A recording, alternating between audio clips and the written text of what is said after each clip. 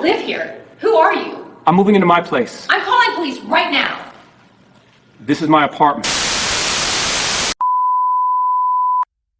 The footage begins with a quiet afternoon on Red Cypress Lane, a cul-de-sac in suburban Louisiana where every lawn is trimmed evenly and every mailbox looks identical. The sun hangs low, casting thin shadows of street signs onto the pavement. At 14:07:12, a silver SUV slows into the neighborhood, turning carefully until it stops in front of a newly purchased two-story brick home that still has a temporary permit taped inside the front window. The engine shuts off, and the driver's door opens. Before we dive in, tell us, where are you watching from? Drop your country or state in the comments below. And if you haven't already, make sure to hit that subscribe button, because what's coming next is absolutely unbelievable, and you won't want to miss stories like this.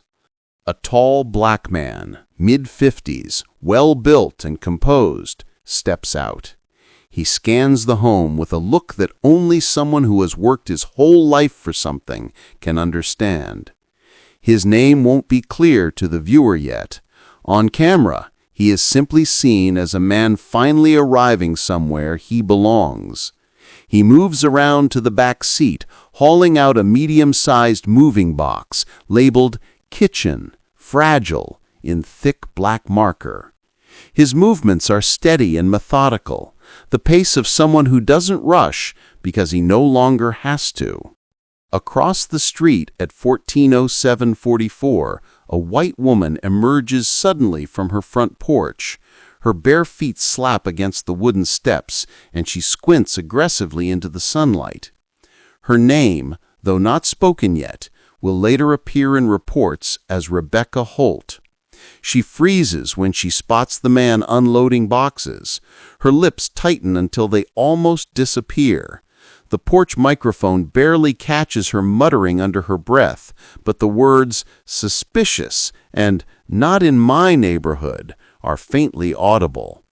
She doesn't wave, she doesn't smile, she doesn't even blink for several seconds.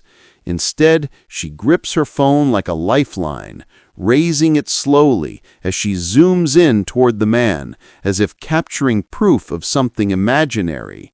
Her breathing is shallow, the kind you see when someone has convinced themselves of something before reality even has a chance to explain.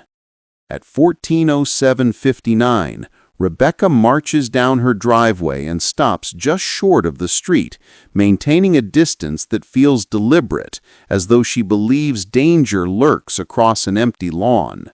She calls out sharply. Her voice rings loudly across the cul-de-sac. "Excuse me. Hey, what do you think you're doing over there?" The man turns to her, resting the box against his thigh. His expression remains polite, almost relaxed. He offers a nod. "Afternoon, I'm moving in." Rebecca laughs, but the humor is hollow and laced with disbelief. The camera catches her shaking her head in a jittery, panicked rhythm. "Moving in? That's not your house. Whose things are you carrying?" He adjusts his posture. His voice remains soft, grounded, the tone of someone who has experienced suspicion before but refuses to let it dictate his dignity. "Ma'am, this is my home. I can show you the paperwork if you want." She throws up her hands defensively.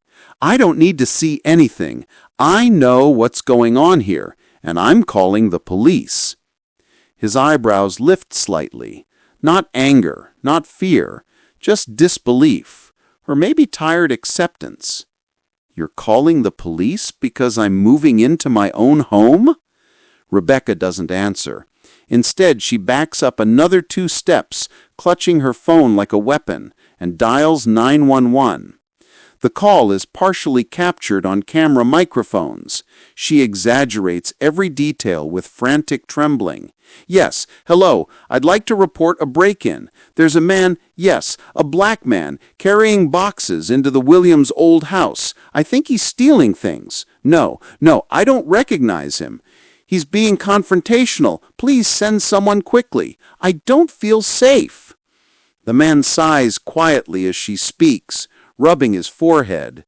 He picks up his box again and walks toward the front door, ignoring the hysterical stares boring at him from across the street. At 14:10:21, he unlocks the door, enters, and returns moments later for another box. Rebecca continues filming from her front lawn, pacing anxiously, muttering to herself about crime, safety, and neighborhoods being ruined. At 14:14:03, she calls someone else, later identified in reports as the neighborhood watch coordinator. The conversation captured is one-sided. "Yes, it's happening again." "No, I'm telling you, he doesn't belong here. He looks dangerous." "Yes, I already called the police. They're on their way." The footage cuts to Cam 4 at 14:19:52 as a police cruiser turns into the cul-de-sac with lights flashing but no siren. Rebecca waves her arms, motioning them toward the house as if directing a tactical operation. The officer steps out. Officer Daniels, mid-30s, slightly overweight, posture determined but uneasy. His BodyCam activates as he approaches Rebecca. She speaks quickly. "There he is! He's still going in and out! I told you he was stealing things! He said he owns the house! Can you believe that?" Officer Daniels nods, already placing his hand near his holster. "All right, ma'am, I'll take a look."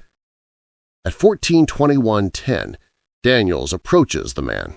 The man sets down another box gently on the porch. "Sir, can you step away from the door for a moment?" The man lifts his head, studying the officer with calm recognition of the situation. "Officer, can I help you? We got a report of a possible break-in." The man nods slowly, as if unsurprised. "And I'm guessing who made that report." Rebecca yells from across the lawn, "I did! You don't live there!" The man sighs. "Officer, I can show you my ID, my closing documents, whatever you need." Daniels stiffens, surprising himself with his own courage to push forward. "I'll need to see identification, and I'll need you to step down off the porch." The man follows instructions, maintaining eye contact, his movements controlled and respectful. He hands over his wallet. Daniels examines the ID. His face goes blank. The camera captures his pupils widening, throat bobbing. He looks up again. "Sir, this says you're… Are you actually…" The man nods calmly. "Yes, that's me." Daniel swallows hard. "But you're the Louisiana Chief of State Police?" Rebecca, still 30 feet back, stops breathing for a moment. Her arms drop. Her phone nearly slips from her hand. The officer steps back, straightening his posture instinctively. "Yes, sir. I apologize. The man raises a hand gently. "It's all right. You're responding to a call, but you can see how ridiculous this situation is." Rebecca suddenly finds her voice. "He's lying! That's fake! He probably printed that ID somewhere! You need to arrest him!" Daniel's jaw tightens. He glances at his BodyCam. He straightens again. "Ma'am, I'm going to ask you to stay back." "No, you don't understand! People like him break into houses all the time!" Her voice cracks with a kind of desperation that has nothing to do with crime and everything to do with the illusion of control slipping away. Another police car arrives at 14:22:40, lights flashing. A younger officer gets out, quickly realizing who stands on the porch. He whispers, "Oh God," before saluting slightly. Rebecca starts shouting again. "You're all being fooled! Check the house! Check the deeds! He's trespassing!" The man finally turns to her calmly. "Ma'am, the Williams family sold the home to me last week. I met them personally. They were lovely people. They even left a note in the kitchen welcoming me. Rebecca shakes her head violently. No, that house doesn't belong to you. This is a nice neighborhood. Things like this don't happen here. The younger officer steps between them. Ma'am, I need you to calm down. She points at him aggressively. You should be arresting him, not protecting him. The chief exhales slowly, using patience built from decades of public service. Officer Daniels, would you like to see the closing documents? Yes, sir, Daniels says quickly. They walk inside. The BodyCam follows them into the foyer, where a folder sits neatly on the counter. Daniels opens it, flipping through official pages. His hands tremble slightly. Everything checks out, sir. The chief nods. Thank you. They step back outside. Rebecca is still ranting. You're all being blind. He probably forced them to sell. This is wrong. This whole thing is wrong. Daniels approaches her carefully. Ma'am, I've verified the documents. This gentleman is the rightful homeowner. No, I don't accept that. He doesn't belong here. The officer exchanges a look with his partner. He inhales deeply. Ma'am, I'm going to need you to stop. You've made a false police report. Rebecca freezes. No, you can't do that. I'm trying to protect the neighborhood. The officer shakes his head. You called 911 reporting a break-in that didn't happen. You continued to escalate despite evidence presented. That is a crime. She steps back, trembling. You're going to arrest me for trying to keep us safe? The chief steps forward slightly, not as a victim, not as an accuser, but as someone who's carried the weight of justice longer than she's been alive. Ma'am, no one expects you to know who I am. That's not the issue. The issue is that you felt threatened by my presence before you even spoke to me. That's the concern here. Rebecca's voice cracks. I didn't mean, I just thought, I wasn't sure. But her excuses collapse under their own emptiness. Officer Daniels places her under temporary detainment for filing a false police report. She is not handcuffed on camera, but she sits on the curb, face buried in her hands, shaking. The chief quietly continues unloading his boxes. The officers offer to help, but he politely declined, saying he's managed heavier things in his life.